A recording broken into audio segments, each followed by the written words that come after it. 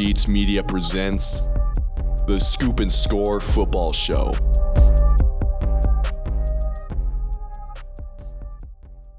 Hello, everybody, and welcome back here. Finally, we're back at the Scoop and Score Football Show, brought to you by Ball N Beatz Media. Spencer, 2-week hiatus, needed a break. Great vacation in New York, by the way. Shout out the Big Apple. Shout out Buffalo. Shout out Niagara Falls.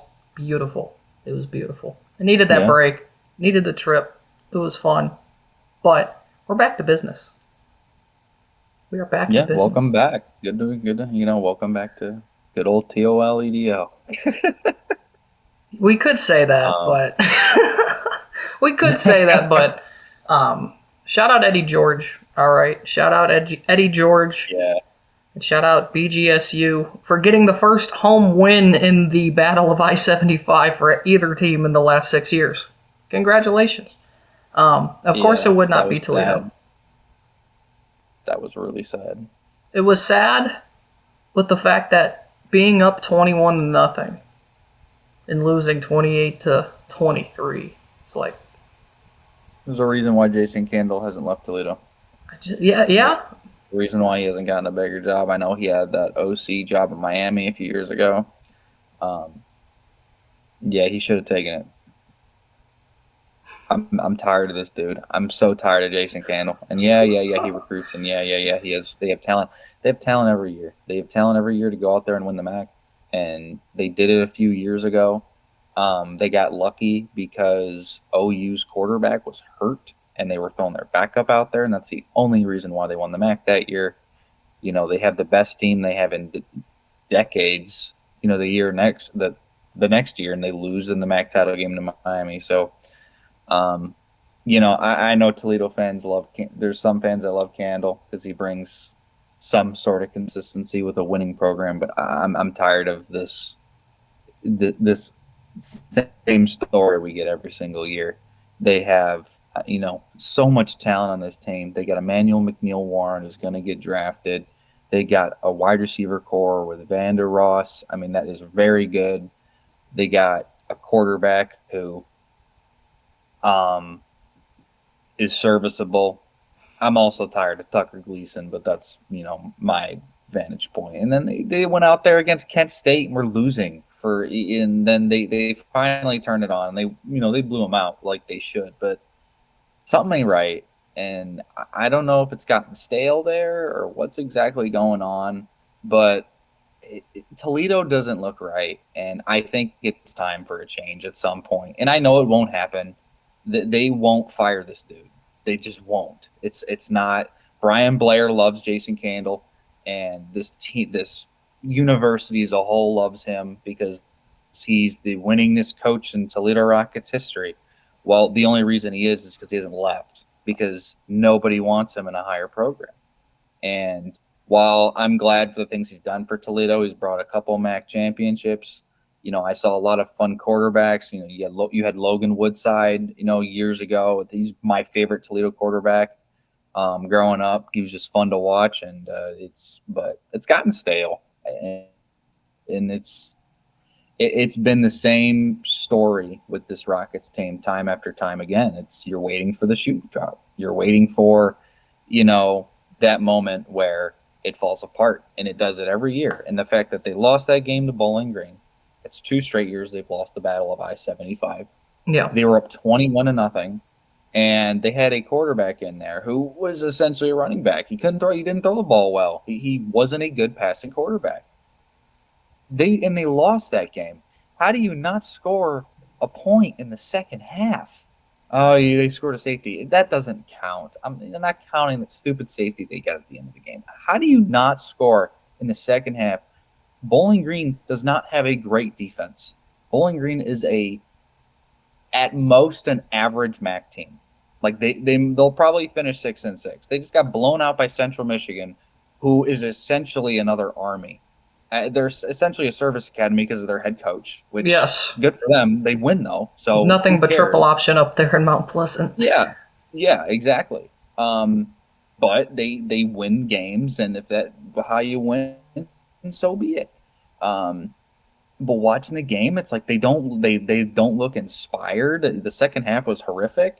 And then they came out sluggish against Kent State. Kent State was up 10-0 on them. And I'm like, this is embarrassing. I don't care if you come back and win this game.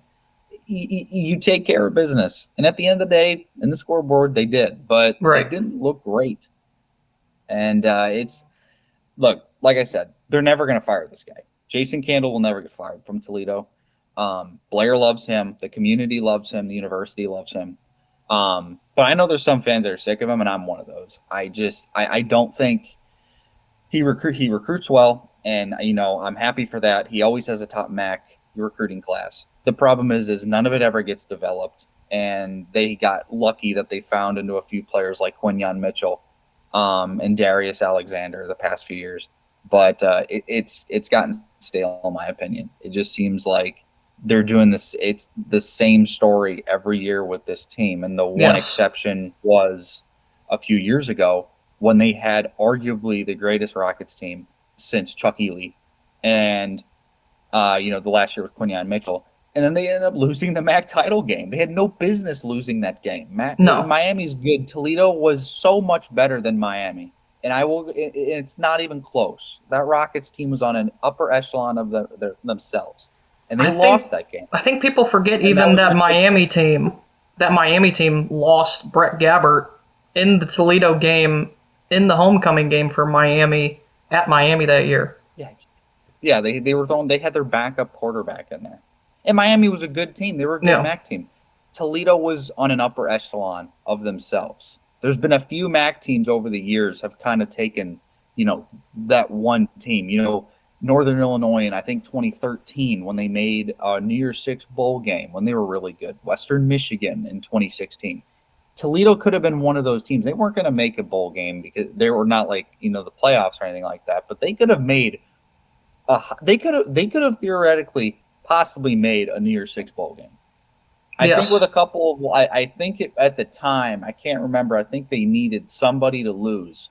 But either way, it would have been a really good bowl game. You would have played a ranked opponent. It would have been really fun for the fans. And they ended up losing that game. And then, who really cares after that? You'll go to Idaho, you'll go to Birmingham, or you'll go to the Bahamas like you always do. Right. See, the good thing with Jason Candle, though, is that he loves to beat up on low-tier Power 4 programs, which has been very good for Toledo. They just can't beat Bowling Green, which is a problem. But, since we are on the topic of possibly firing a coach, I don't necessarily agree with firing Candle. It's just annoying. It's the same story all the time. Maybe he just needs to leave, because you're right. Toledo won't fire him. I like Candle. I am a fan of Jason Candle from the standpoint of the consistency that this program has talked about at Toledo. He just needs to carry it a much farther away, because I think a lot of people around the Toledo athletic department have higher expectations for this program and long-term visions of where this program actually is playing. With the talent they have, they should be. They came in the number one ranked MAC school preseason. Right. They had the talent. They have, they have talent everywhere. Chip Trainum's done wonders for them at the running back position. Yeah. And they've finally gotten a run game established, something they didn't have last year with, Wallensack and Stewart. Right. They have an offense, and their defense plays, for the most part, really good. It's just you blew a 21-0 lead, and they have no shot to win the MAC now. They have 2 losses. They would need a miracle for either, I think it's Western Michigan or Buffalo, or I think those are the top 2 teams right now. OU is another one, but it's the same story every year. So yeah, I want to pivot the conversation to other coaches. Since we last talked, the scene was, certain teams had some losses, started to look pretty bad for them. But now you have guys like James Franklin fired finally, the end of an era at Penn State. You have guys like Billy Napier fired at Florida finally. The talk for the last 2 years was him being fired. We all knew it was coming down at some point if Florida didn't turn it around, and they never did. Something I sadly predicted would happen, but it didn't happen, and that's okay. Billy Napier's gone. You got guys who could possibly be fired depending on how their games go this week, and Hugh Freeze at Auburn some questions now coming out of LSU and Brian Kelly. I'm just throwing that out there. I'm not saying that will happen, but Yeah, this offseason for college football, the coaching sphere is going to be wild. I will say. The movement will be wild. I'm really interested to see where James Franklin goes. I'm really interested to see if he gets a Power 4 job or if it's a lower level, maybe like, if Dan Mullins leaves UNLV, if he goes there, like a higher echelon level group of 5 team. Yeah. I'm really interested in see that. I do think Billy Napier will get a job at a group of 5 team.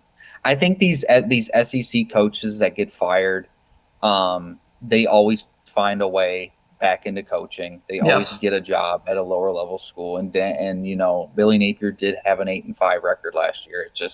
It was getting stale in Florida. They had expectations this year with Lagway, and it hasn't worked out to expectations. And he'll get a job. I think the next guy to look out for is honestly Shane Beamer of South Carolina. There's another. You had a lot of hype coming into this year with Lenora Sellers, and it's been a crapshoot. They've been terrible this year.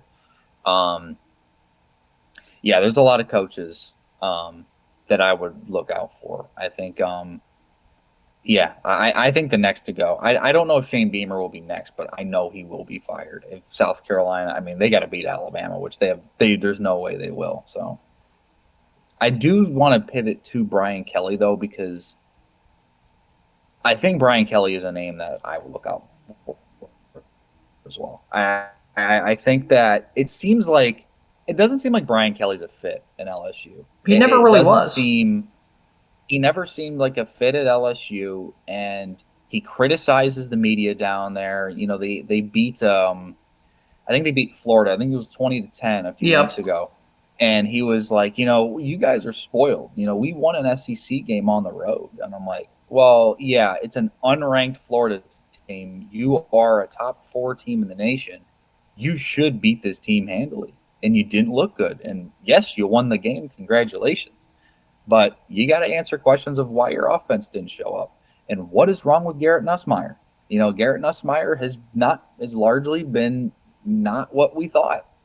And I think that he's another name to look out for to possibly leave, maybe fired. I'm not sure. It seems like it's run his course at LSU. Now, if he goes and he beats Texas A&M this weekend, we can have a different conversation. Then maybe we'll see what happens. But if he loses to Texas A&M, LSU is going to be unranked, and all the thoughts of playoffs and all this stuff will be dead.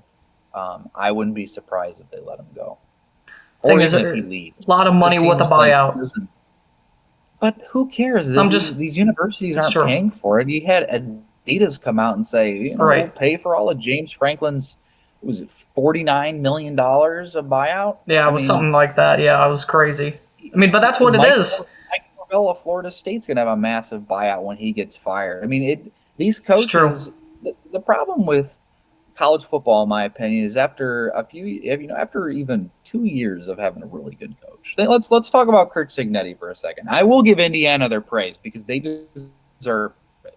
But this is something that came to my mind. Curt Cignetti got an extension for 8 years, and I think like 11.3, 11.4 a year or something like that. He's one of the highest paid coaches in football. Curt Cignetti is 64. He's not young. And while I think Curt Cignetti is a very good young coach, he has not won anything yet. Now, you can say this. Indiana was a perennial loser. They've done nothing in their history, and now they finally have something. I agree with that. I'm sorry. $11.4 million for a coach who has not won a Big Ten title, who has not even been to the Big Ten. He's only been there a year and a half, and he got this massive extension. I get it in a way, but it's the same thing with Mike Norvell. It's the same thing with James Franklin. I don't think it is, though. I don't think it is. It's, State went 13-0 and should have made the playoffs a few years ago. They gave an extension to Mike Norvell. They gave him a raise. Now they're going to fire him 2 years later. But here's they have an extension. He's one of the highest paid coaches in football, and now he gets fired. I think massive buyout money. I think one of the biggest differences differences, Spencer, is that with guys like Mike Norvell and James Franklin, one, I think people forget what James Franklin inherited with the whole Penn State situation. That was a whole different story. And he rejuvenated that program. The problem is he could never take them to that next step. With Mike Norvell, it was also really a similar situation in Florida State. Florida State was kind of dead in the water after Jimbo Fisher left. You had Willie Taggart go down there, look awful. They weren't doing anything. But the thing is, Norvell, with the exception of that 13-0 season, it's kind of been this. This is what it's been at Florida State. They have a revolving door of talent. Their biggest problem is at Florida State, a lot of those guys there are not homegrown. They hit the portal a big amount all the time. Most of their guys are portal players. They have to hit the portal because Mike Norvell is not a good recruiter. They're not able to get the job done in the recruiting battles. And so they have a lot of guys that just kind of are there on like their third or fourth college team to play. And it's kind of whatever at this point for Florida State. And he's had these years. With Curt Cignetti, all he's done so far at Indiana, I mean, granted, it's only been 2 seasons. He has not recruited.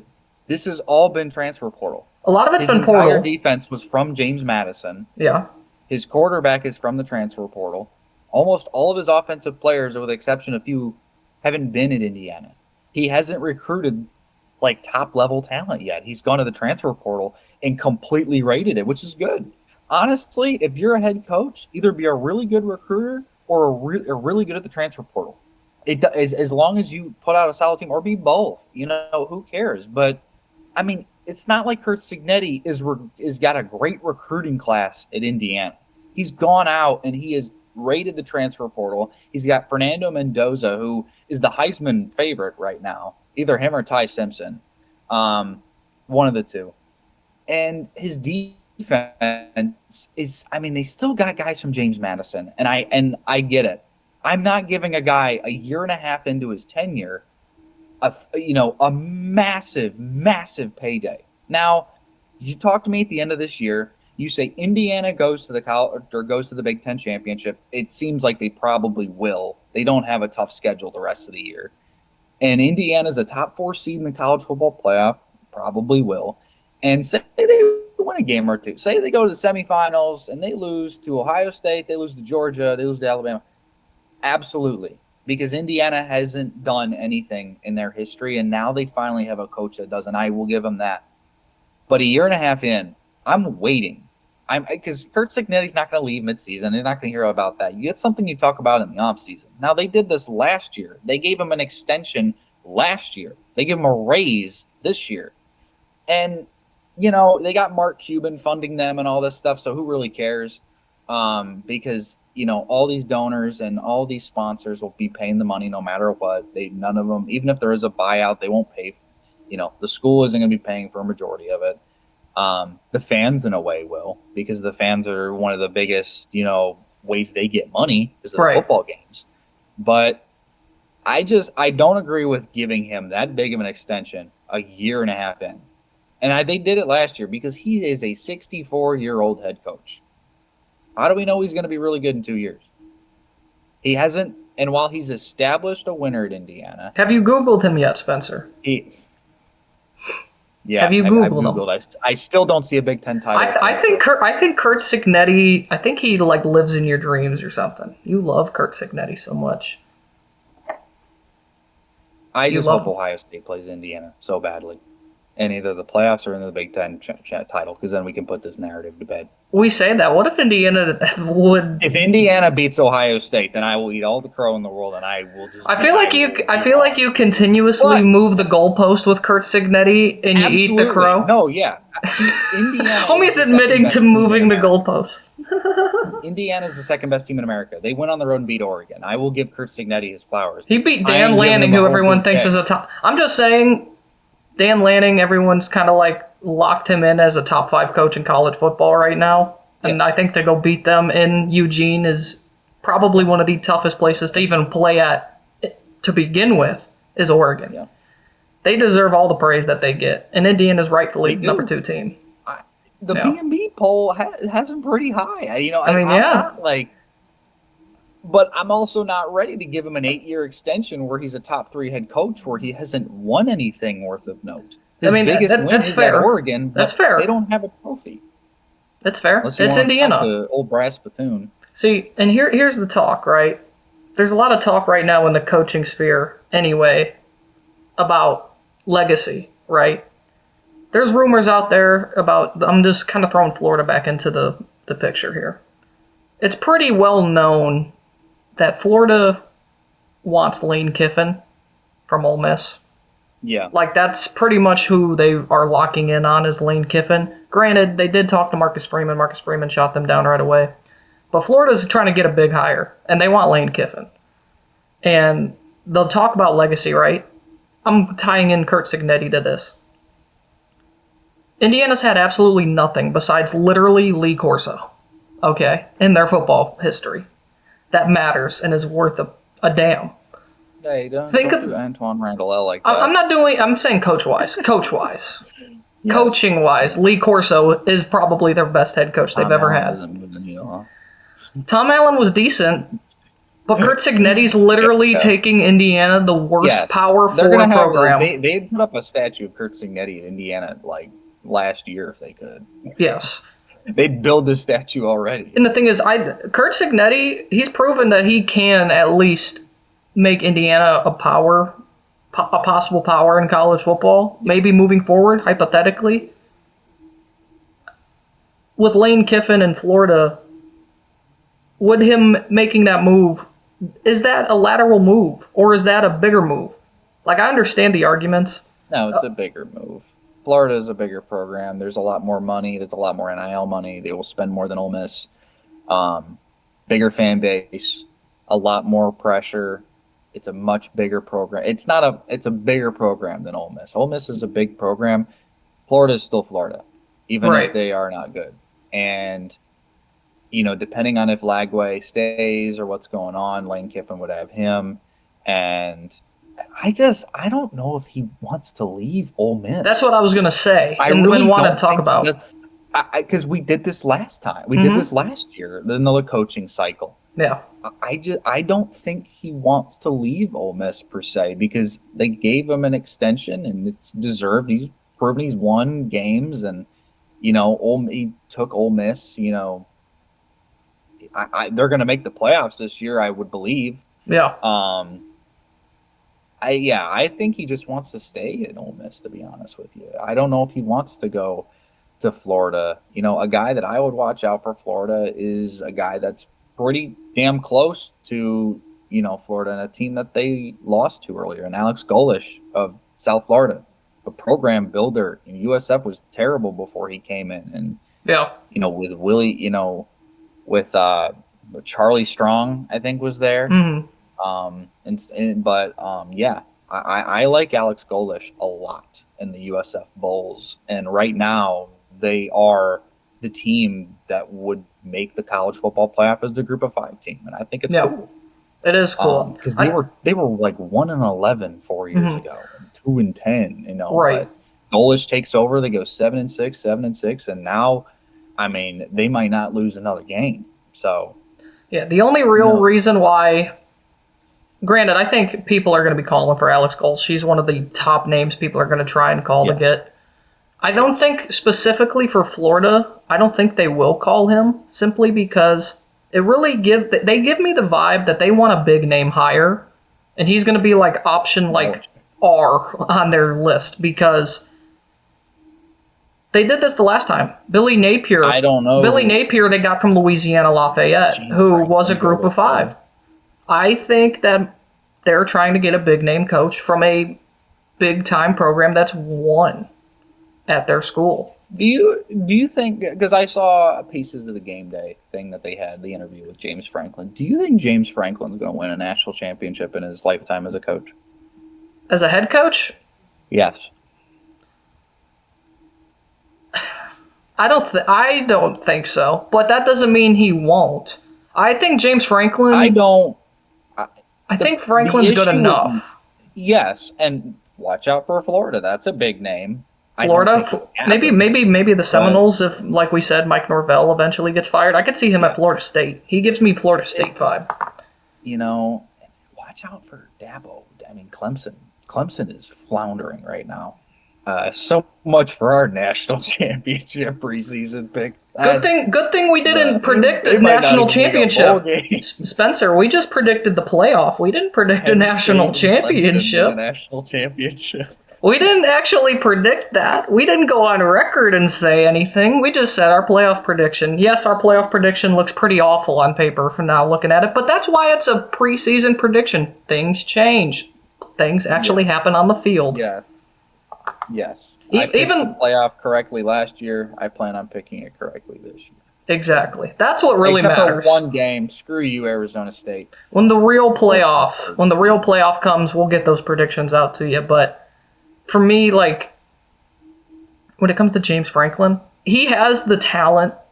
He has the skill as a head coach. He has the leadership qualities to be a championship head coach. Yeah. He just has to get past this team's just as good as me or better. I just need to win. I honestly think when James Franklin wins a big game, he will be fine. Like, I think once he wins a big game, if he would have beaten Oregon, if Penn State would have just held on, beat Oregon, Penn State, I think, beats UCLA. Even with the whole thing, I think it's a mindset thing. And then I think they beat Northwestern, and I think that game changed the trajectory of the season. Obviously, it 100% did. It 100% changed everything for that program. I think if they win that game, they're a top 5 team. They're a top 6 team. Maybe they lose a game here and there. I mean, they play at Ohio State in 2 weeks. But I think once James Franklin finally wins a big game, it'll be like the monkey coming off his back, or like the demons will be exorcised. Like in the Conjuring movies, when they, the power of Christ compels you and the demon gets, extinguished, that is James Franklin. He just needs to win a big game. And once he does that, I think he will be fine, because people forget they should have beaten Notre Dame in the semifinals. Yes, That's they should have. Drew Aller, and that is on their defense. They should have won that game, and they didn't. They choked it away. Now, do I think they beat Ohio State in the national title? No, but they make the national championship, and that's something to put on your resume. Right. I think that he just needs, and I do think Florida will be one to watch out for. I think that he will get a big name school. If I'm being honest, I don't think he's going to go to a group of 5. I think some, Power 4 schools going to be like, hey, this dude won a ton at Penn State. Yes. I mean, he was consistently winning 9-10 games. And I think some schools are going to see that and want to hire him. And I agree. I agree with you. Best for him, but man, that was a heck of a run at Penn State. I see Franklin. Weird tenure. It was. One more name I want to throw out there for the Florida job. If they don't get Lane Kiffin, the next name that it sounds like they would go for is Eli Drinkwitz from Missouri. And if that job comes open, I fully think it's going to come down to those two. And I think one of those guys is going to take the Florida job. If they get past Lane Kiffin, they call Eli Drinkwitz. I think Drinkwitz is taking that job at Florida. What if, what if Franklin, to me, James Franklin to Missouri would make a ton of sense. There's already a bunch of Penn State players there, outside of Bo Prabula even. Former Penn State guys that are still on that roster at Missouri. And it's one of those programs that if you go there, the expectation to win isn't always there. And you could keep the consistency of what Drinkwitz built there at Missouri, really turning him into a nice power in the SEC. I think James Franklin to Missouri could be a sneaky one. I think that Clark Lee is going to leave Vanderbilt the way he's built that program up, and building Vanderbilt up to a top 10 team, you deserve all the money in the world for that. Maybe he's going to follow the trend and actually be the next Penn State head coach. Maybe he will just go back to Vanderbilt. Maybe James Franklin will go back to Vandy after Lee leaves, because he's gone. I highly doubt he's going to stay at Vanderbilt. Vanderbilt's putting money into that program. Maybe that's why I question Alex Goltz. I'm happy for leaving South Florida this weekend. It's cool, man. 10 years ago, if you told me Vanderbilt's a top 10 team, you got Georgia Tech in there, you got BYU. Yeah, it's true. Yeah, I don't know, man. Real quickly before we get to B&B poll and our weekly picks, what are some names we think could be the Penn State? Look for the Penn State opening. I feel like Matt Rule I think screams. it's Matt Rule. Yeah. Matt Rule, I think, is his job to lose, and I don't agree with that. I think Matt Rule's overrated, man. I mean, it's every big game he loses at Nebraska. And while he did a really good job at Baylor years and years ago, it's just like he hasn't done anything of note at Nebraska. And he did bring Dylan Raiola in, but Dylan Raiola is such a frustrating quarterback to watch. He has great plays, and then he has really dumb plays. He's like Drew Aller, just looking like Patrick Mahomes. I do think it's Matt Rule's job to lose. I wouldn't hire him, if I were Penn State. But I think that because he's a Penn State grad and he's, Big Ten roots and all this stuff, I think that it's his job to lose, to be honest. Yeah, that's fair. And I think with Nebraska going out and losing to Minnesota, by getting blown out by the Gophers, Nebraska ain't going anywhere. They're not going to the playoffs. They'll make a bowl game. But yeah, I think it's Rule's job to lose. Get Matt Rule and then have Dylan Raiola go out to Penn State with him. There you go. Yeah, Raiola's going wherever Matt Rule goes. I fully believe that. I wouldn't be surprised. Another name I would watch out for, maybe Kenny Dillingham of Arizona State, even though I don't think Dillingham wants to leave because it's his alma mater. And at some point, and I know Buckeye fans don't want to hear this, I have a feeling Brian Hartline's going to leave at some point. Oh, I agree with you. Because he's the OC wide receiver. He is the best recruiter in college football. Yes. When it comes to a position group, OSU's receivers are insane. The fact that Carnell Tate is wide receiver 2 on this team is crazy. Yeah, it is. And he might be playing into wide receiver 1 because he's been making a lot more plays than Jeremiah Smith, to be completely honest with you. But this happens every year with Ohio State. I do think Brian Hartline is going to leave at some point. He is not going to be the OC wide receivers coach his whole career. And I think Buckeye fans need to realize that. Yes. Because some team like Penn State or some team's going to offer him a big contract to go leave and be the head coach and just bring all these receiver recruits in and just, and he's been a pretty solid offensive coordinator. There's been some times, and the run game isn't great, with Ohio State. Blocking on the offense. I will say him as an OC he's had his question marks. But the one thing you can rely on, yes. But the one thing you don't have to question is his receiver core. He will bring you an elite NFL caliber receiver core.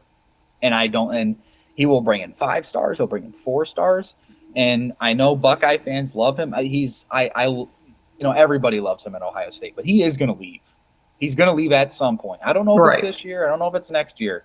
But he's going to get a head coaching job because some team's going to offer him a massive contract, and Ohio State's going to say, well, we don't really want to pay you, $10 million to be the OC. And Ryan Day's not getting fired anytime soon because, that national championship run last year really saved his ass. Yes. And he just got a massive contract extension. But, yeah, it's another name I would watch out for. It's fair. I think 2 more names I think of with the Penn State job I feel like could be sneaky ones. Sometime, it just feels like Matt Campbell's finally going to leave Iowa State. I'm not saying he wants to. He could be an Iowa State for lifer. But it just feels like he's going to get an opportunity at one of these big programs that he just can't turn down. I don't know if Penn State would be that for Matt Campbell, but I know they're probably going to try and call Matt Campbell anyway and gauge his interest. Because this dude's won everywhere. At Toledo, going to Iowa State, a program that has never had any history at football. He's creating history now for them. And another sneaky name that I feel like is always kind of brought up as one of those guys, but he's always like the 5th or 6th option, Lance Leipold at Kansas. I don't know if he necessarily would want to leave Kansas because of all the money they are investing into that football program right now, arguably more than anyone in the country. They're really trying to build that program up in Lawrence, but I could see Lance Leipold getting a bigger job somewhere like Penn State. I just don't know. Yeah. Penn State's job is really intriguing because of the history of it. Pretty much the program's whole history got wiped out because of some stuff we won't necessarily get into on here. And then James Franklin had to go in and pretty much fix it after Bill O'Brien's 2-year run of absolute 7-5 madness. And James Franklin did the best he could in a very bad situation. I think people, like, if people really understood how bad that Penn State job really was and the state that program was in when he took over to where it is now, like, you have to give James Franklin a lot of props because Penn State was very, very down in the dumps. This was like 1980s SMU, Penn State was. It was almost that bad. And he built them back up to a perennial second-tier program. The number one second-tier program in college football. Yeah. Is what I would say. Contender for the playoffs year in and year out now. Yes. You know, with the 14, no. But, I mean, they consistently beat in the top 10. Right. They consistently be a top 10 team, and if they lost, they would normally always be top 15. Some teams will take that, and I think that's why he'll get a big job somewhere. For sure, and some teams like Penn State, who historically can't take that, they need another coach. Let's get into the B&B poll real quick. Which is a downgrade. I agree. That is a downgrade. I do think, Matt Rule I do think is a good coach, but I think James Franklin's better. Yes. We'll have to see, and we'll talk more about it as more things unfold throughout the season and the end of the season. The B&B poll, we released it last night at the time of this recording. You guys are watching this on Friday. We're recording Thursday. B&B poll was released last night, Wednesday night. Let's break it down from 20 up to number 1. Starting at number 20, the Louisville Cardinals. What a win on the road in Miami Gardens against the U. The U always does this, it feels like. However, Louisville, I think people forgot how good Louisville was as a program. Jeff Brom. You want to talk about a guy who could actually be another sneaky name in some of these big coaching hires? Jeff Brom. Jeff Brom is very deserving. He always beats top teams. He's like the devil when it comes to the top 3 teams in the nation. Yes, always. He's always found a way. Jeff Brom, I feel like he's loyal to Louisville. He's from Louisville, so he could be like a long-time Louisville coach and just retire in like 40 years when he's like 93. But Louisville right now, defense is good. Offense is good. Miller Moss is finding his own. Louisville's looking pretty good in the ACC right now. 19, I have the Tennessee Volunteers there at 19. They have 2 losses now, but Joey Aguilar. Excuse me, I get my Tennessee and Syracuse quarterbacks mixed up a little bit. That happens. Angeli's out for the year. Kind of forgot. Joey Aguilar has looked pretty good. The Bama loss, Bama's just that good this year. They've bounced back since that Florida State debacle. Tennessee's still pretty solid. Number 18, the Cavaliers of Virginia. They're a story. Out of nowhere. They had a really bad performance, but they won. Some of Washington State this year, they're just going out and battling against ranked teams. They barely lost to Ole Miss, and now they barely lost to Virginia, and now they get to play Toledo. Yay! But I'm surprised with the Cavaliers. It's kind of come out of nowhere. It's come out of nowhere because their program, they had the whole situation where they had their teammates killed and on-campus shooting and everything, and it really kind of derailed the program. But their quarterback, Chandler Morris, North Texas Mean Green transfer, he's done really well for them transferring over. I don't know what it is about North Texas right now, but they've got a lot of buzz as a program too. But got Virginia at number 18. Number 17 could be higher. Honestly, I feel like should be higher. But the South Florida Bulls and what they're doing with Byron Brown and Alex Golsh. Great program. They're fun to watch. At six, they went to North Texas and just demolished them. I wonder who picked North Texas in that game. Yeah. We'll get there. Number 16. This team should be ranked higher than they are. In fact, I don't even know if they are ranked currently in the AP poll. I'd have to look. I think they are. They are. Okay. The Cincinnati Bearcats at 16. They're undefeated in conference play. Their only loss is by a touchdown to Nebraska in Kansas City, where arguably they played better than Nebraska in that game. So Cincinnati, I also feel like could be higher on this list if certain things performed the way they were. They've thrown me off this season. I didn't expect Cincinnati to take this massive jump here in the Big 12. I thought they'd be better. I didn't expect them to be near the top. Sorsby's looked really good. He has. Very good. Number 15 is the Tigers of Missouri. Missouri's looking solid. Big game. They got a very big one this weekend. A very big one. Could really change the outcome of their season.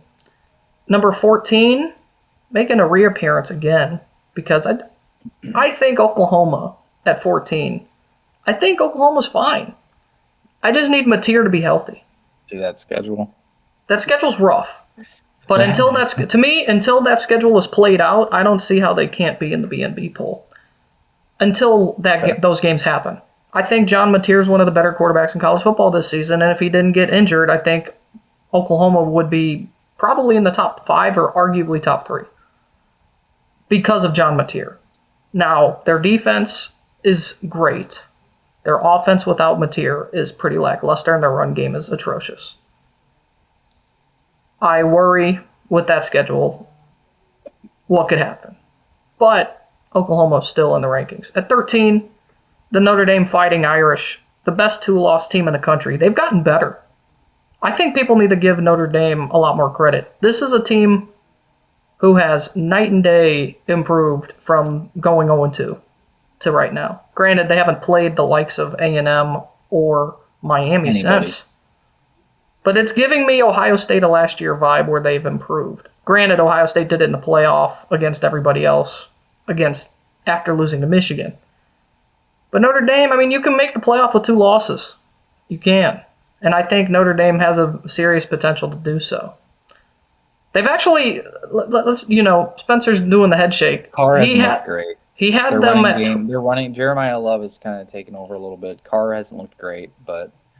I mean, maybe. Notre Dame will make the playoffs every year. They can lose 3 games and they'll make it because everyone else keeps losing. So, yeah, it's the head shake from Spencer for me, having them at just losing. I'm not scared of Notre Dame. I'm just putting it on the record. Spencer had them at 12 last week after not being ranked. So, just saying. But he was right. Notre Dame deserves it. They deserve it right now. They're improving. Number 12, it's a sad, sad day for the Texas Tech Red Raiders. Rough loss there. It's a rough loss against Arizona State. To be fair, I think we circled that game regardless. Season isn't over, though, for the Raiders. It's definitely not over for the Red Raiders. I still think they make the playoff. If they win the Big 12, they have to win the Big 12. And right now, there's a bit of a horse race at the top. Right now, it'd be BYU versus Cincinnati. BYU ain't winning it. No. I think BYU Bachmeier loses to Iowa State this week. Oh, yeah? Is that so? I guess we'll have to see with our weekly picks when they come up. One's been leaked already. Rumor has it. The guy who goes undefeated is picking the Cyclones. So. Yeah. Matt Campbell at home. I think I know who I'm picking for this weekend. And then number 11 is the Hurricanes of Miami. Tough loss against Louisville this past week, but Miami's still, on paper, really good. The problem is... Is their quarterback who threw 4 interceptions? That was a 2024 Carson Beck performance against Louisville. If that keeps happening, then Miami is Miami. Is basically, if that keeps happening, then yeah, it's the same thing, just different year. But yeah, telling me about how he's better than Julian Sand and he's the Heisman front runner. Yikes, man, not great. Definitely not. All right, I'll go to my top 10. Number 10, they did lose, but it was a really good game, and they did fight a lot more than, I thought. Ole Miss, their defense didn't show up, but their offense sure did, and it was fun to watch. That was a really fun game. Their first defense kind of didn't play well at all. No. First 5 possessions, 5 scores. Had a really good game. Their offense was electric in that game. Was fun. That was a really fun game to watch. Ole Miss isn't going to drop a ton because they did. I mean, they lost, but they fought at least. So, and I still think that they're going to make the playoffs with Lane Kiffin there. Number 9, BYU, big win in the Holy War for the Cougars.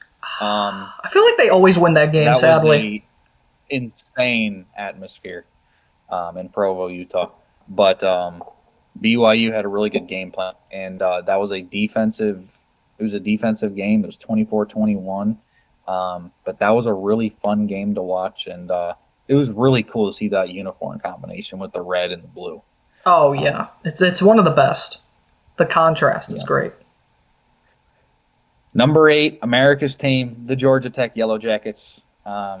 You know, I may have told you they were going to be really good at the beginning of the season, and they have been. I will say this: they don't look great. Haynes King is Haynes King is such a 1910s quarterback that it's insane. I think him and Red Grange would just Haynes do King wonders. would be the with most each other. Army quarterback of all time. Haynes King would be the most Army quarterback of all time if he could be. Georgia Tech has a good defense. Their offense is pretty solid. Haynes King is the main driver of that offense. But I need to see a lot more. I need to see a little more from the Jackets. They got lucky against Duke, but they did win the game. They are in the driver's seat to make the ACC title game. They don't have a hard schedule at all. Really, they probably will make it. But they're not. They don't look amazing right now. But No. if you just keep winning, who really cares? Right. Number 7, something I never thought I'd say in my life. The Vanderbilt Commodores are the 7th-ranked team in America. Diego Pavia is an electric quarterback, and that offense is really fun to watch. They had a big win against LSU. And maybe I told you, maybe I didn't, that Vanderbilt was going to win.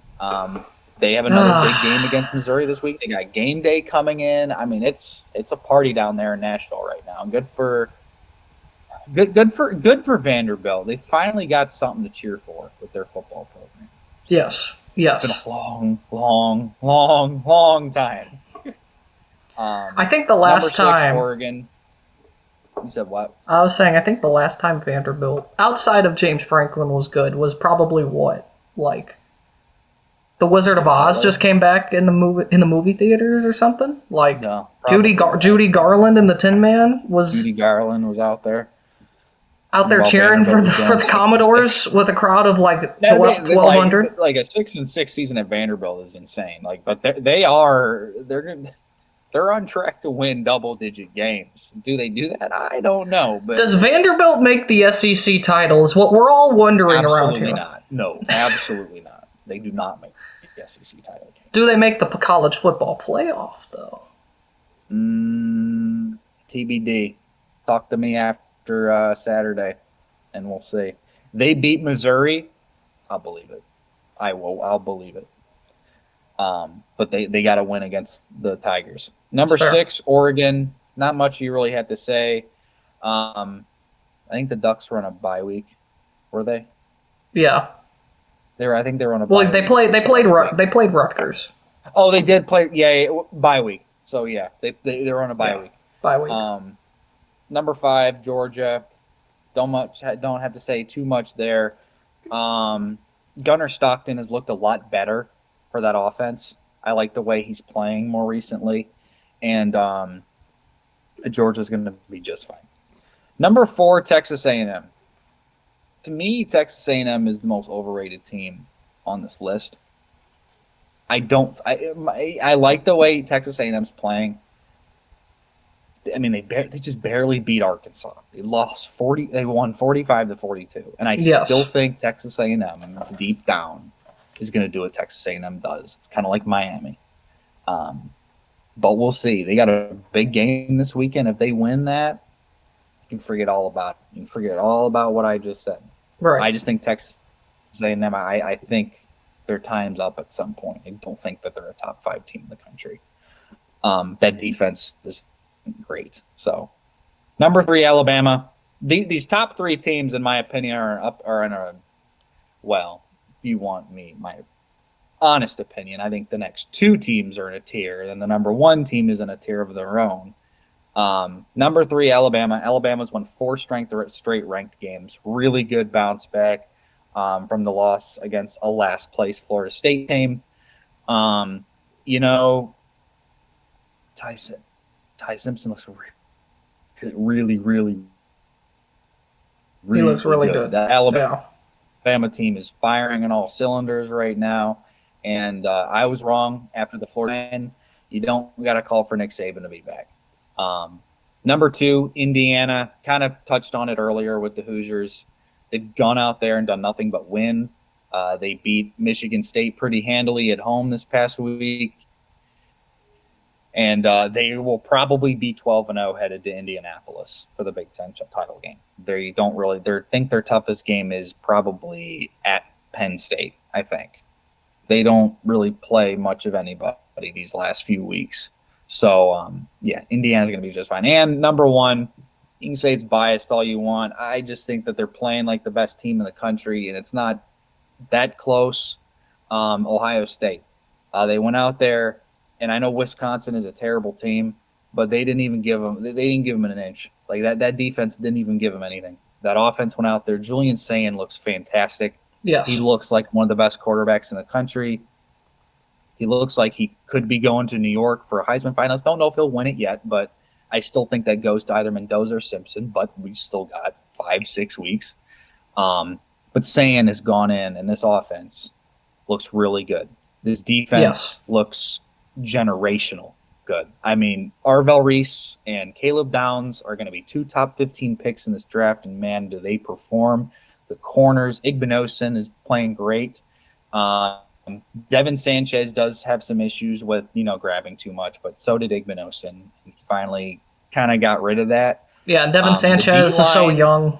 D-line a little shaky. It didn't look great against Wisconsin, but they did get to the quarterback, and now Wisconsin's they got injuries everywhere, man. Like I said, talk about a job that could be open again this year. Yeah, easily. My one question mark I have 2 question marks with Ohio State. The run game doesn't look amazing. They need to pick a running back and stick to it. They keep going to Bo Jackson, to C.J. Donaldson, to James Peoples, to Isaiah West. They need to pick a guy and stick with that and stop doing this 3 running back rotation of guys. C.J. Donaldson, they say, is a power back.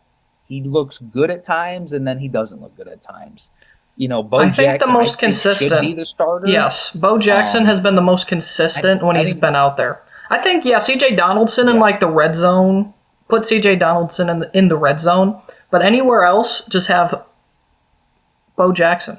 That's it. Yeah, and he's the guy. Expected a little more from James Peoples this year. I did too. Hasn't done much.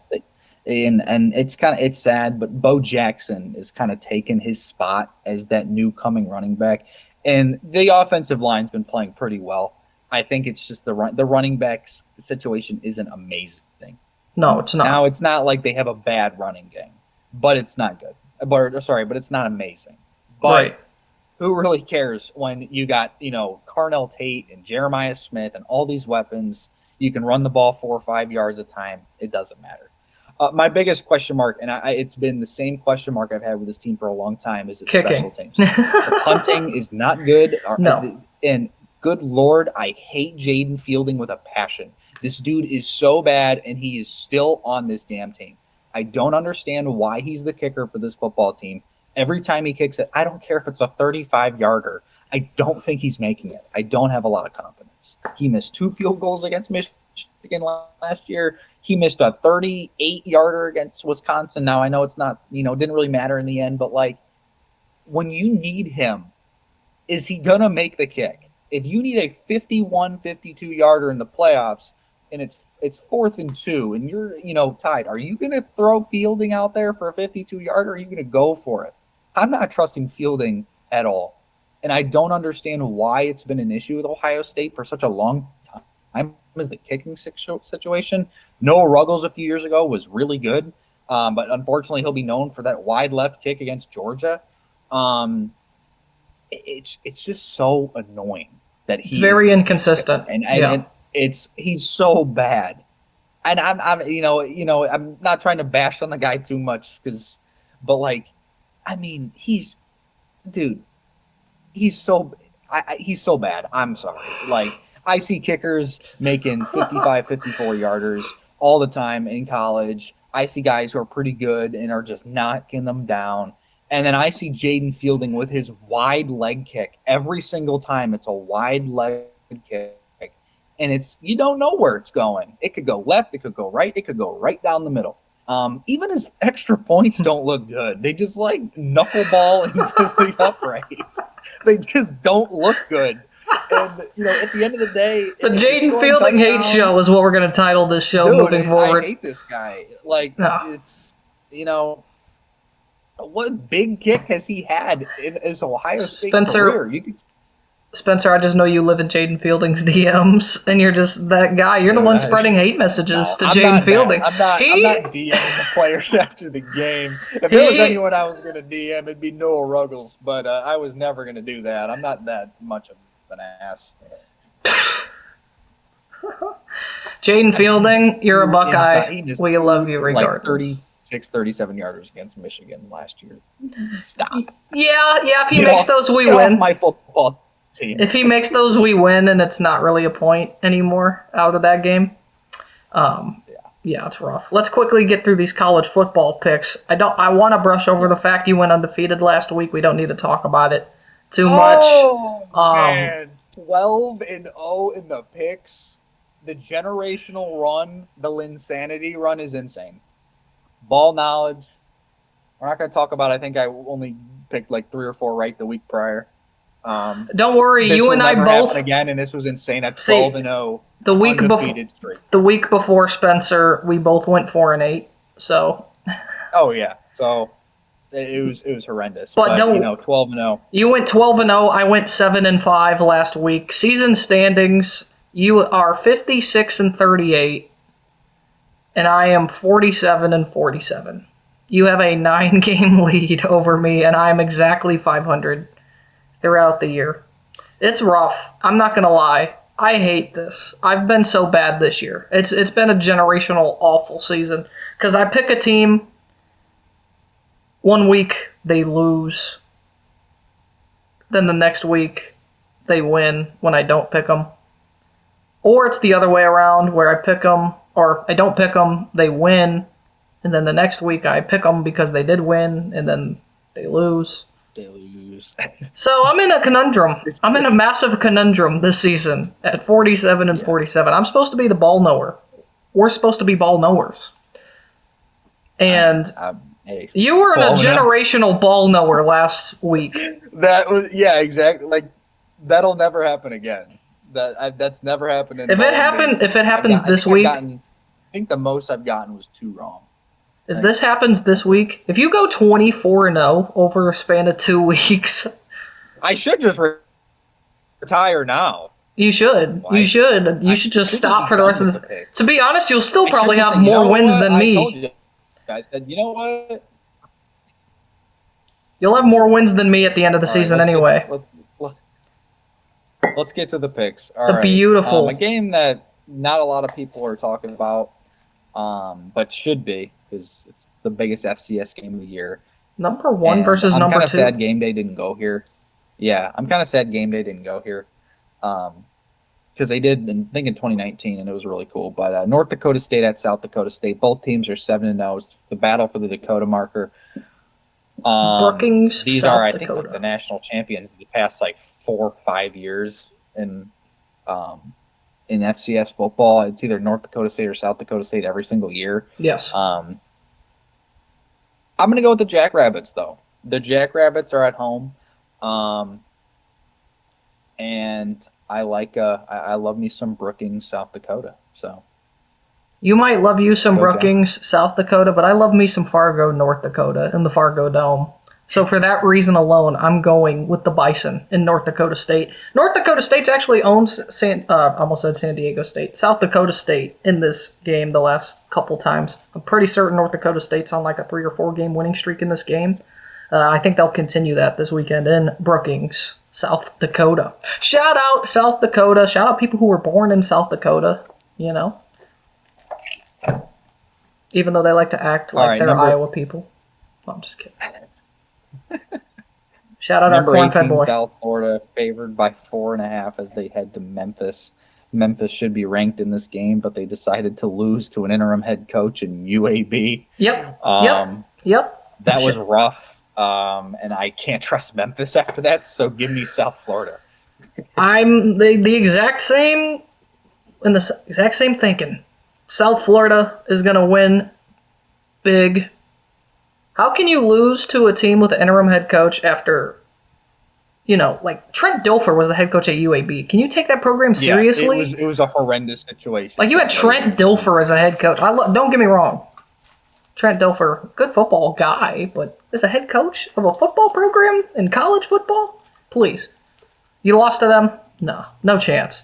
Now that we're saying this and I agree with you, they're going to lose. Don't worry.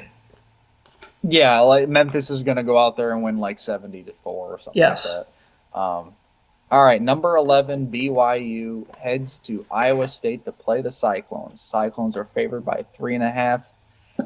I don't know. I mentioned it earlier. I just got a feeling about the Clones, man. Whenever a ranked team comes to Iowa State, I just feel like Iowa State wins those games, especially when Iowa State's unranked. So give me the Cyclones and Ames at home. Simply because I'm also trying to go undefeated, I'm picking the Cyclones too. I'm rocking with the Cyclones in this game. Not simply for that reason. I actually just think Iowa State's going to win the game because it's at home. And I do think BYU is slightly overrated. I think our rankings is fair for right now, but I think they haven't necessarily... They've had a big... Well, Utah's a big win. I think Utah's still pretty decent. Utah is unranked right now. They are. I think Iowa State's good enough. All bets are off. You never know what you get with the Cyclones. Yes, you don't with the Fighting Rocco Becks. You could have a good Iowa State, you could have bad Iowa State. No in between. We'll find out. Next game, a rivalry game. Number 3, Texas A&M, favored by 2.5, heads to Death Valley to play the 20th ranked LSU Tigers. I mentioned I think Texas A&M's overrated, but I just think LSU right now there's just something wrong with that program. Brian Kelly is not right. Garrett Nussmeier is not right. And that defense that we all praised the first few weeks is not right. Texas A&M, while their defense really isn't that great either, I'm going to pick Texas A&M, but I'm not amazingly confident in the Aggies because I could see this game going either way. I agree with you. I think this game could go either way, but this offense is just sputtering out of control in Baton Rouge right now.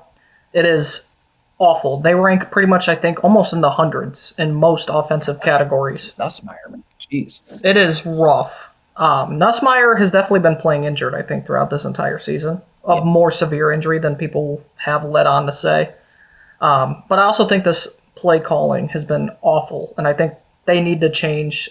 Even if Brian Kelly isn't the change at the coaching, the offensive coordinator's got to change. They've got to change something in their offensive coaching staff. I agree. I think A&M goes into Baton Rouge and wins it. I'm not that confident in this either, but I think Texas A&M's good enough to go in there and win it. All right, number 8, Ole Miss. At number 13, Oklahoma. Oklahoma is favored by 4.5 in Norman.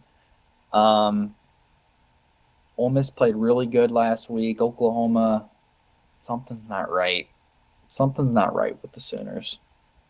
I'm going with Ole Miss to go on the road and beat the Sooners in Norman.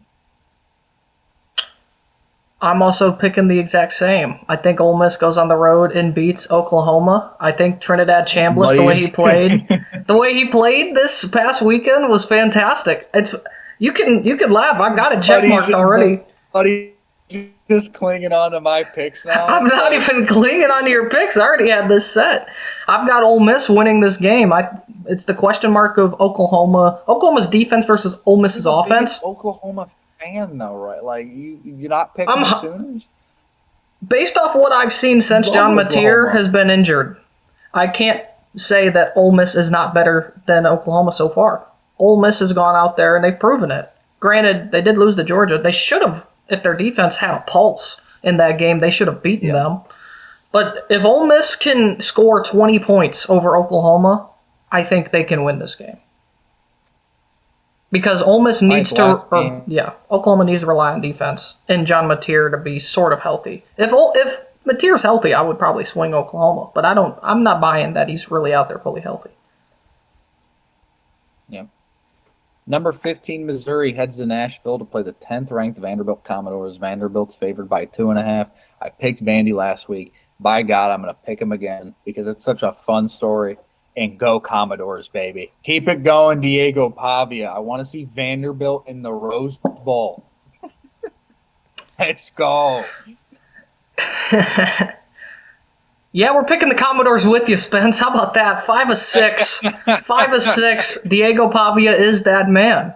We're doing it, Vandy. Let's go. They're beating Missouri. And Vandy's going all the way to the SEC title game.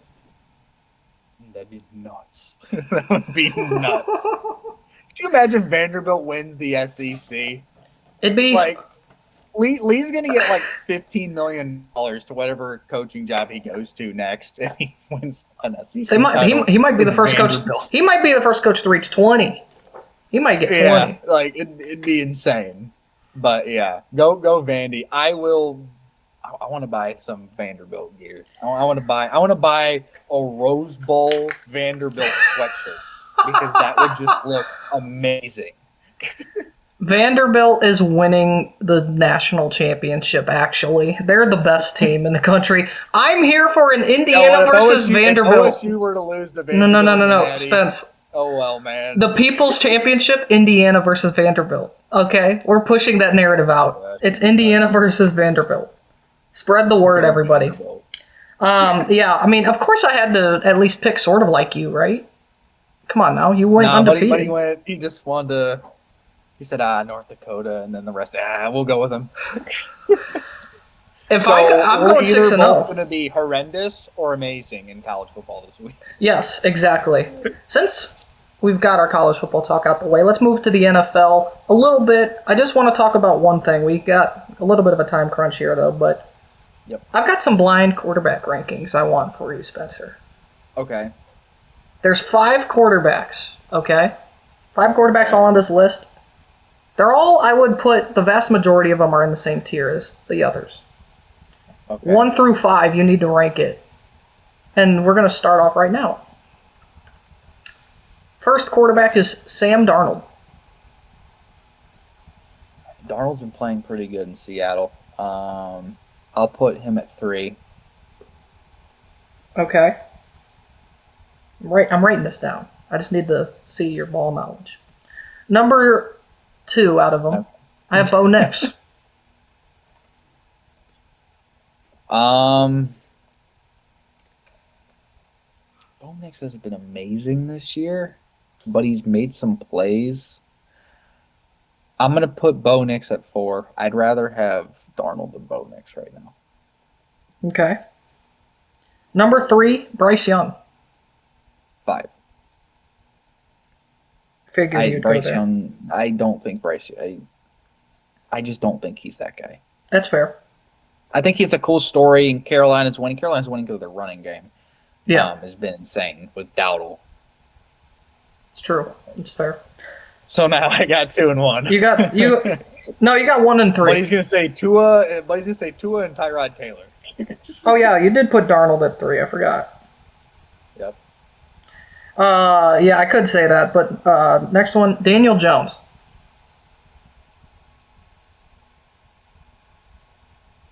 2. His QBR right now is like, I'll go 2. Okay. I think Daniel Jones is 2 right now. So who's number 1? Number 1, I'm actually nicing you. It's Justin Herbert. That's a valid. Even then, I'd put Herbert at 2, and I'd put Daniel Jones at 1. You'd put Daniel Jones at 1? Really? Justin Herbert isn't playing well right now. Justin Herbert's got the worst offensive... He doesn't have an O-line. His O-line, but he's still statistically really good. He's leading the league in passing yards. Good, but, I mean, Danny Dimes is slinging the pigskin everywhere. I say it's a valid list, though. I think that's a very valid Herbert list. 1, Jones 2, Darnold 3, Bo Nix 4, and Bryce Young, yeah. I think that's very valid. I personally... I think that's a ball knower list. I put Herbert at 1, I put Darnold at 2, and I put Jones at 3. The reason why I put Darnold ahead of him is their stats are very comparable. He's throwing to the best wide receiver currently in the NFL in Jackson Smith-Njigba. I wonder where he went to college. He's impressed me in Seattle. I think Seattle, I kind of lowballed them coming into the year in my preseason predictions just because I didn't really know. Regretting letting both of those guys go. Yes. Darnold and Daniel Jones. Yes. Right now, yeah, it's not looking pretty up in Minnesota. Now it's JJ and Carson Wentz. But it's a Carson Wentz show since McCarthy can't play past 2 weeks. So, and Carson Wentz has been. He also can't hand the ball off 50 times. So no. But to me, Herbert, with his situation, I think if you look past the first 4 weeks of the season, he was the best quarterback, arguably, in the league outside of Baker Mayfield. And then Herbert, I mean, his offensive line, I mean, Alt and Slater both out. Yeah, I mean, And Herbert's he's still putting up numbers. Good. He's still putting up numbers. I think he's still the better of all of those 5. But to me, Darnold, I think Darnold's proven a lot of people wrong, me included. He's doing... It's another year. It's another year. Both of them. I think the Colts as a whole is the biggest surprise. I just feel like Daniel Jones is... I think his overall roster around him has been very, very good. I will say New England is right there for surprises, too. The Patriots are playing really well under Vrabel, and I know their schedule isn't great, but they did go on the road to Buffalo and win. Yeah. Well, it's about time, with New England. At the beginning of the year, it wasn't looking great. We both, I think, predicted the Patriots to finish second in the AFC East.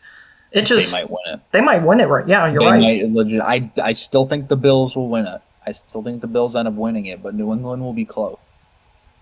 Yes, for sure. It'll be much closer than people thought. Valid list.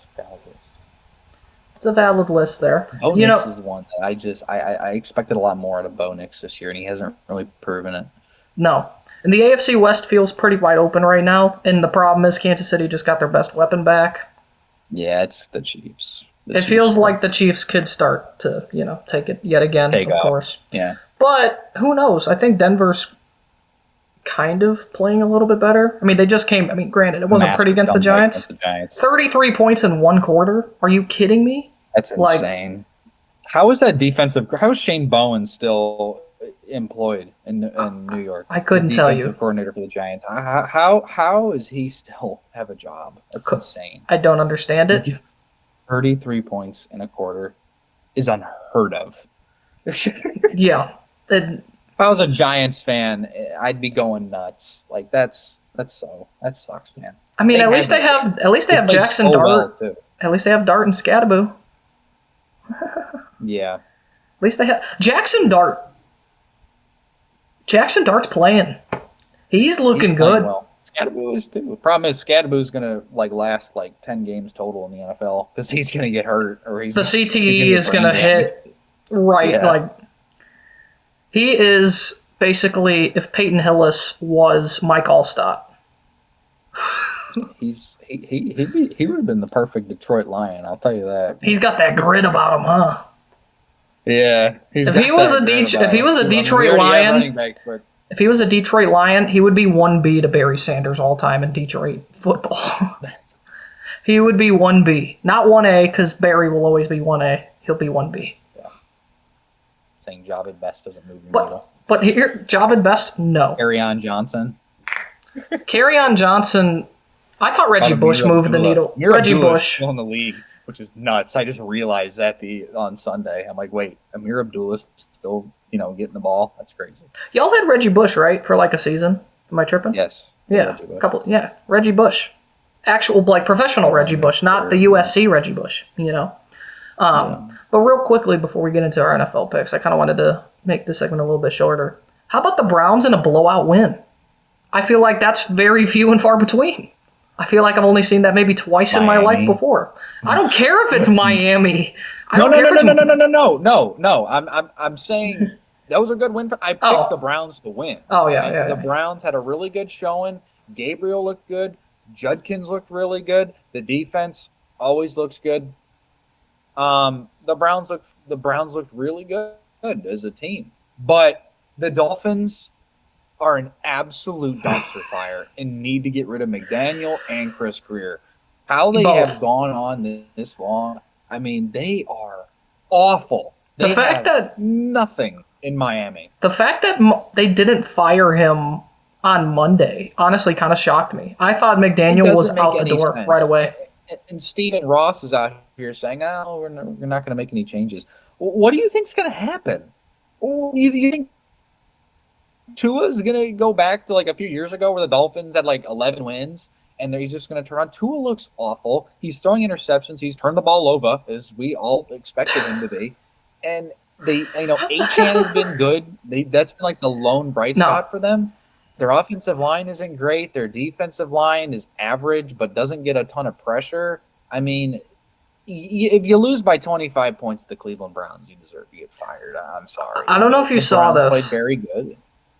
I don't know if you saw this. The thing is, granted, we live in a market where we wouldn't see it because the game is the Cleveland game, Cleveland-Miami, on TV. But say if you were watching something else on like Sunday Ticket or you're from a different market, you had the break-in to show off highlights of the game, throughout the other games on CBS. And they were talking, the replay was Tua throwing an interception to, I think it was Ronnie Hickman at the time. And it was funny, in the process of them describing it, they were like, and as I'm speaking right now, Tua throws another interception. I saw that. It's insane the fall off that Tua's had. I mean, he's making $55 million for a few years. Are we all shocked, though? Are we shocked from the fall off? I mean, Tua looked good a few years ago, but the Dolphins, their weakness. I mean, everybody knew their weakness. They had no toughness. They're all speed. Well, their besides that, their other weaknesses, they have maybe the worst medical professional workers in the history of the National Football League, and throwing Tua out there concussed multiple different times. I think Tua needs to retire. Be done. Yes, he needs to retire. Take your money and just be done. And I know, but you just don't. He doesn't look right at all. He's terrible with his decision making. He's inaccurate. The offensive line isn't helping him out. The Dolphins in itself are in a just terrible situation. It's rough. If it wasn't for the Las Vegas Raiders, I'd say they were the worst situation. But nothing beats Vegas. It's funny because the Raiders are 2-5, yet I still feel like the Jets have played better and they're 0-7. And the Jets have some pieces on that team. They have Sauce Gardner. Gardner. Gardner. Williams. I mean, they have Garrett Wilson, who everyone in Cleveland Browns Twitter spaces have been trying to say go to Cleveland. So bad for Garrett Wilson. I feel so bad for Garrett Wilson, and Chris Olave. As an Ohio State fan, seeing these guys just get wasted in their situations is so sad. Give him something, man. And I know Fields is another one that might need to either just accept he's a backup or just be done. And I love Justin Fields, but how do you have -10 net passing yards? We had more passing yards on the day, Spencer. Game. We had more. It's insane. How does that happen? But yeah, I don't know, man. The Dolphins, they are in one of the worst if it wasn't for Vegas. But at least Vegas has Max Crosby. Do they have him for long, though, is the real question. Yeah, they're not trading him. You never know. They already came out and said they're not trading him. And just because they said it. Boy, it'd be a fun Detroit Lion and Eastern Michigan Eagle legend coming home. Or he could be opposite of a great guy in Myles Garrett, but that's not happening either, we know. It's okay. I've seen reports. 10 points a game, and your offense will be scoring 9 6 points a game. You lose every game 10-6. I've seen reports your though. Offense looked good, and Gabriel looked better. The check down Merchant and Dylan Gabriel looked a lot better, but he needs to open. He is a rookie, but they need to open. They need to open it up more. He needs to throw the ball downfield more. Granted, I know our receivers are probably a bottom 5 unit in the league in the wide receiving room, outside of Jerry Jeudy. And even then, Jerry Jeudy has the most drops in the league this season. Yeah. They need to start throwing the ball downfield more often because you're not going to get many wins running the offense that Cleveland does. But you do need to keep handing the ball to number 10 regardless. Quinshon Judkins has been the best rookie running back, and it's not close. Yeah. Everyone else has either been average or you got Travion Henderson who just doesn't get the ball. Yeah, homie's in the doghouse out there in Foxborough. What did he do? What did he do to Vrabel's wife? What's going on in New England? Why is Ramondre Stevenson still running the ball? Like, give Anderson some damn touches. I think that's like a love factor that they have. I just think Mike Vrabel just loves Ramondre Stevenson just as much as Kevin Stefanski loves Fumbles the Jerome ball all Ford. the time. I would hate him. Like the Browns love Jerome Ford, yet this man can't see an open Yeah, Jerome block. Ford's terrible. I don't get me wrong, Jerome Ford. If I meet you in person, we can have a conversation. But your running game, it's not great, and I'd tell you that to your face. You're not good at running the ball. We have Judkins for a reason. He didn't touch the ball as much as he did against Miami. And for that, I'll shut up about Cleveland because there's not much to talk about the rest of the season except the future, and the future looks sort of bright in a bleak situation. He's got some pieces. I like Harold Fannin. Carson Harold Schweschinger, Fannin looked good. great. Schweschinger looked good. Even Mason Graham. Mason Graham has played up to his pick, the number 5 pick, in that trade. It's been worth it. Gotta get your quarterback. Maybe he's there and a guy with a watch on his wrist, and I think he honestly he might be there. Time. He's going to play, right? He's going to play this yeah, season at some point. Because Gabriel's going to only be able to check the ball down so much, and I don't know, man.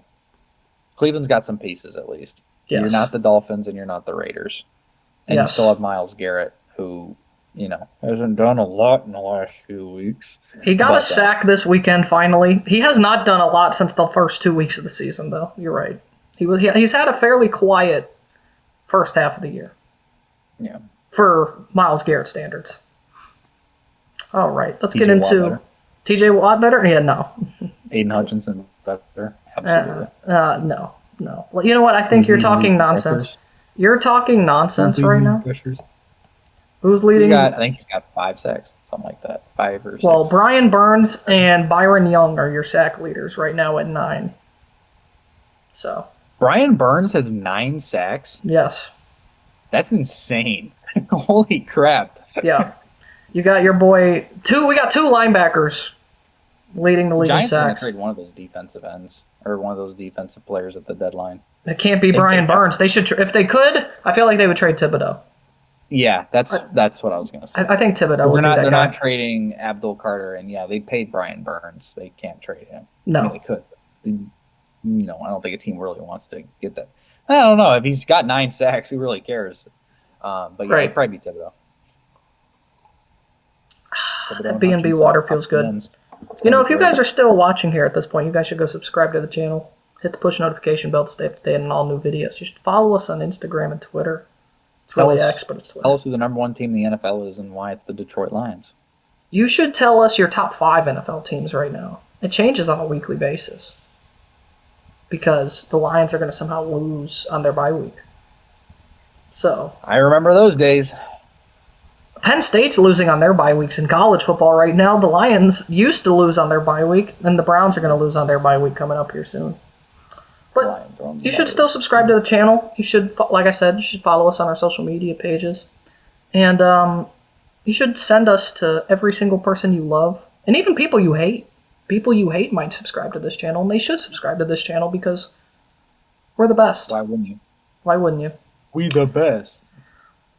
Let's get into our NFL picks this week. First game tonight. This game is going to happen by the time you guys watch this video. Thursday night football. Vikings at Chargers, SoFi Stadium. Chargers are 3.5-point favorites going into this game.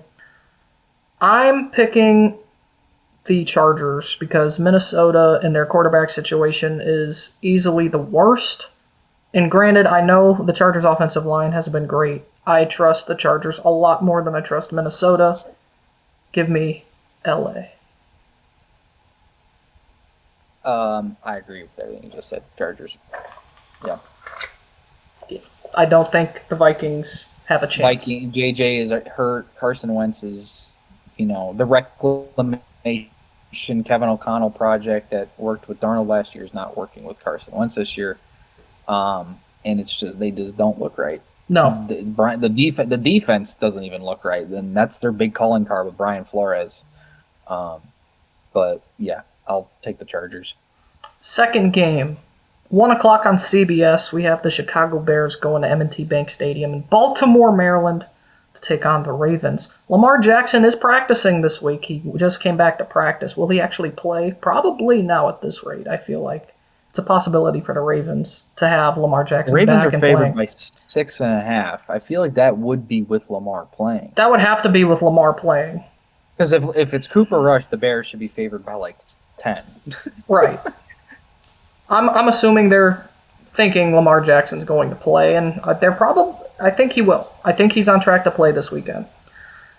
I don't care. And my preseason prediction of the Baltimore Ravens making the Super Bowl is just not happening.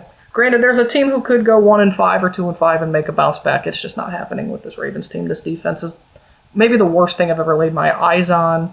And in a weird way, granted, I know the Bears have won 4 straight against a bunch of nobodies and they haven't looked great either. But I just don't trust Baltimore. They've lost my trust. Give me the Bears on the road.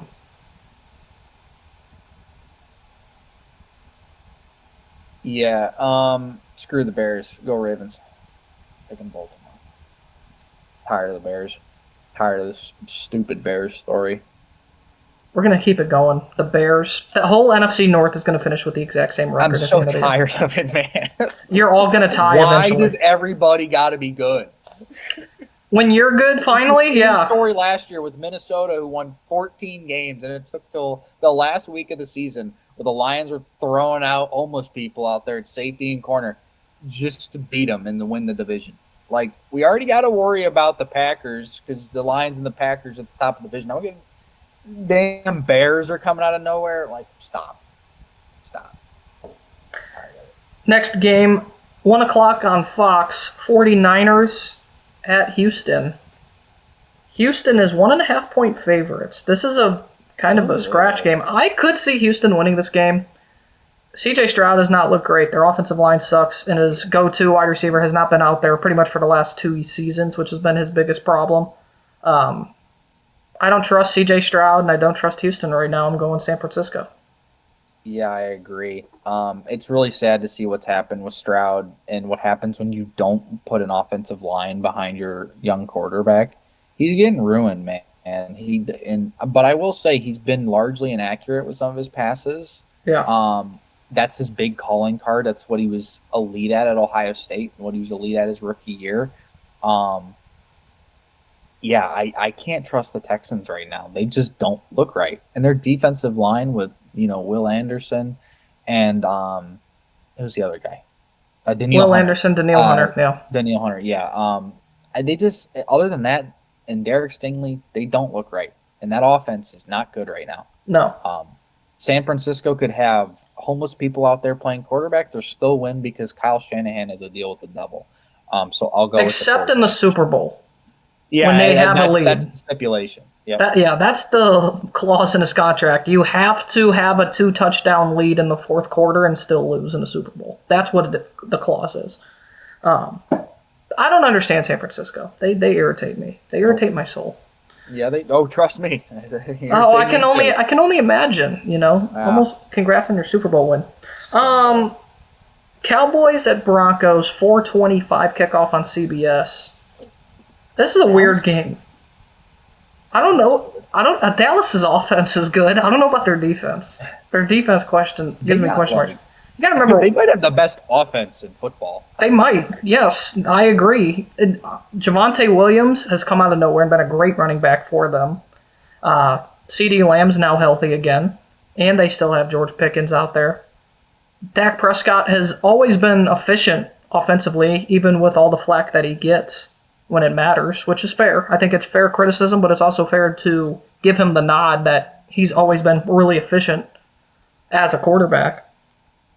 I don't know who to pick in this game. In fact, this is probably the hardest game for me to pick all week in any of the games, because I feel like Denver at home with their defense, I think, is going to be tough to beat. I'm going with Denver. Yeah, I'm picking the Broncos. I'm going Denver, but it's hard to pick against Dallas the way they're playing sometimes right now. Dallas has to win every game in a blowout. Or not blowout, shootout. Yeah. And I think Denver will be able to lock them down with the best cover Dallas corner in the league. A linebacker who's really good on defense to kind of hold them down. Yeah, they could utilize this guy who's playing on Sunday Night Football against the Pittsburgh Steelers at what should be Heinz Field. And I'm calling it Heinz Field. I'm not calling it anything else, Pittsburgh. Okay? Yeah, it's Packers, not Acrisure or whatever the hell it is. It's Heinz Field. Packers at Steelers. Nice. And Micah Parsons is going into Pittsburgh, and I just hope he just flattens Aaron Rodgers so hard, bro. I just want Pittsburgh to just feel wrath. He's going to use that terrible towel and just wipe and smear just the pure hate across his face. It's funny, though. Packers-Steelers with Aaron Rodgers against Packers. It makes a good storyline with Micah Parsons just destroying him. Just absolutely destroying him. I want Micah Parsons to sack this dude 50 times in this game. I just want Micah Parsons to set just set the record for the whole season in this game alone. Screw you, Pittsburgh. Green Bay by $1 billion. Complete opposite for me. I hope Aaron Rodgers carves up this Packers defense. No, who got bailed out by the Cardinals and Jacoby Brissett. They got lucky to win that game. They did. They definitely got lucky. They should have lost it, but those little you-know-whats from Wisconsin always find a way because they're lucky and they're annoying. And they never go away. And all they have is Micah on that damn defense. Their only Rashawn Gary's pretty good. Why they won that game is because of Micah. Rashawn Gary is okay. He's nothing crazy. I'm tired of that. He plays okay. Micah Parsons is in a league of his own, and it's not even close. Hutch and Micah Parsons, same level, and I don't want to hear anything else. Myles Garrett's on the tier of his own. I am going to pick Green Bay to win this game. I think the Packers are better, but I want Pittsburgh to win because I'm tired of Green Bay, and that stupid tie is going to be the reason why we lose this division, and I just know it. I just know where it's going to come down to that stupid tie that they had with Dallas. Ties are massive. They should have lost that game. They should have lost that game, and it's going to be the reason why the Lions don't win the North. But what if you tie with them? What if they get another tie this season? Two ties. Imagine having 2 or 3 ties. Be Just nuts. tie the rest of the year. Who cares? The whole tie thing is stupid. No, we don't need ties in the NFL. It's the only football league that has ties anymore. It's stupid. It's crazy. Stupid. Here we go, Steelers. Here we go. Wave that terrible towel. Steelers gone Super Bowl. Yins better go win now. Go Aaron Rodgers, but I do think Green Bay will win. Look at this. We've only disagreed on 1 or 2 picks so far this entire picks, college football and NFL combined. It's beautiful. It's a beautiful week. And the real game of the weekend to wrap it up. Patriots next. The real game of the week. Browns at Patriots. Revenge game? It is a Vrabel revenge game. Nope, Mac Wilson is in Arizona now. I was going to say it's a Mac Wilson revenge game, and I forget Jabril Peppers. Is Jabril Peppers still a Patriot? I think he is. Jabril Peppers is a Patriot. It's a Jabril Peppers. Didn't he? You know what? Released in the preseason? I don't remember. We're going to look this up. I think he might still be a Patriot. But it's Browns Patriots 1 o'clock on Fox because Detroit's on their bye week. Why? They've been putting us on Fox. I've played like 4 Fox games as a Browns fan this season. It feels weird. Oh, he's a Steeler. That's right. He's now a Pittsburgh Steeler. Well, that's rough. Yeah, you're right, Patriots. Patriots are going to win this game. I do think Cleveland will make it competitive, and then the Patriots will just pull away at the back end of it because Dylan Gabriel will be checked down merchanting and throw a random pick to Christian Gonzalez for a pick 6, and then the Patriots win by like 12. There you go. That wraps it up. Travion Henderson will get the ball, let's say, 5 times this week. We'll say 5 rushes, 12 yards. 5 rushes for 12 yards. Yeah. Maybe a fumble or 2. Yeah. But Ramondre Stevenson will fumble at least 3 times. Two fumbles and 100 yards. Yet they win by 17. So that's what's going to happen. And look at that, Spencer. You and I both are going to have a great week. Or bad week. And that's okay. Well, none of my teams can lose. Ohio State and the Lions are on a bye week, so It's a beautiful weekend for you. You have no real stress at all. Great. I wish that happened for the Browns. The Buccaneers, smacking the Buccaneers around with the Legion of Whom, with a bunch of guys that nobody knows who they are. The Legion of Whom? Yeah, the Legion of Whom, because nobody knows who they are. I saw that on Twitter. It was hilarious. Hey, that's one of the best things I've heard. The Legion of Whom. Whiteside, Eric Mollett, Thomas Harper. Like, people don't know who these guys are. You've got AI-generated, the first ever AI-generated NFL players is what I've heard. Not for real, and they balled out. Yeah, they balled out. It's crazy. It's all right. I wish the Browns could have their bye week on the same weekend as the as the Buckeyes. But sadly, I have to watch my team lose this weekend instead of my one team win. It's okay. It's all right. Will return next week and go to at noon against Penn State. At least that game is finally deserved to be at noon. I wish Jim Knowles would have been the interim head coach. That would have been so funny. That would have been hilarious. Funny. At least that game is now worthy of being at noon. Yeah, fair enough. You know, at least that game is worthy of it being at noon. That's the only good thing. Penn State win that game or something like that. Jim Knowles reverts back and just has an all-time, He just dresses up. He just dresses up as Sharon Moore in the game just to antagonize Ohio State faithful. Why does Penn State have a block M as their logo now? Yeah, why do they have a block M and why that don't look like Jim Knowles? Where'd Jim Knowles go? Nah, but all right, that's gonna wrap up this episode. Long one. Yep. Irritated. I'm furious. But it's okay. It's all right. I got to watch the Browns lose again. Go 2-6. Maybe they'll win. Who knows? You guys should subscribe. Should like. Should hit the push notification bell. Stay updated on new videos. You should follow us on Instagram and Twitter, where we'll update weekly with our weekly picks and the BNB poll. More BNB poll, of course, next week. More weekly picks, of course, next week. Maybe some more blind rankings. Maybe some other stuff. We'll have to see. And we'll see that next week. We'll be back again to our regularly scheduled programming, of course, throughout the rest of this season. And we'll see y'all next week. Take care. Peace out.